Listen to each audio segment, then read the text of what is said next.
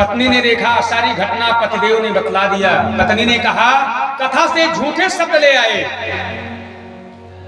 कथा से झूठे शब्द ले आए तो ये असली चोर से भगवान ने बचा लिया घर को लूटने से। कथा के ये जो नकली शब्द ले आए, आइए बैठिए जाइए, भगवान ने असली केवल जाने मात्र से ही असली चोर से घर से लूटने को बचा लिया।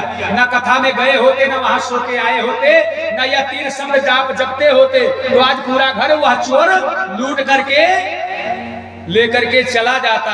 कथा से झूठे शब्द ले आए, भगवान ने असली चोर से बचा लिया घर को।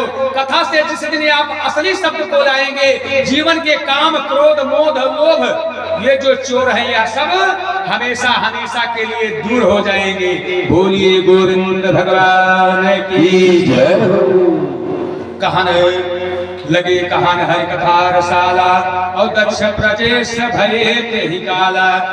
माता सती का दुख दूर करने के लिए भोले बाबा सामने बैठा करके कथा सुना रहे हैं, लेकिन माता का ध्यान आकाश की तरफ है। देखा कि आकाश में सुंदर सुंदर देवता अपने अपने विमानों को सजा करके अपनी पत्नियों के साथ जा रहे हैं।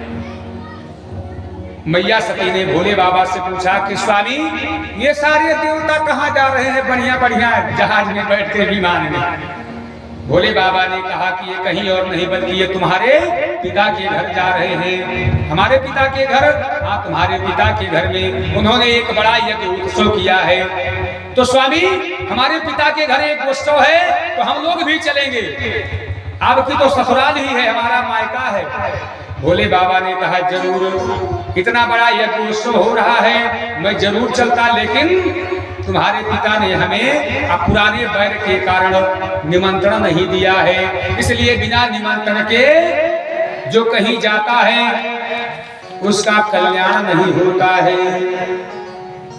केवल 3 ही स्थानों पर, एक अपने पिता के घर, चाहे कितना भी अनबन क्यों ना हो, एक गुरु के घर, चाहे पूर्व का ही क्यों अनबन ना हो, और दूसरा कथा में भगवान के मंदिर में भगवान का दर्शन करने में। इसमें चाहे जो भी बात रही हो, इसमें किसी बुलावे का, निमंत्रण का इंतजार नहीं करना चाहिए। केवल सुन मात्र लेने से, जाने से कोई दोष नहीं होता है। और अन्यंत्र बिना बुलाने नहीं जाना चाहिए, बिना बुलावे के नहीं जाना चाहिए।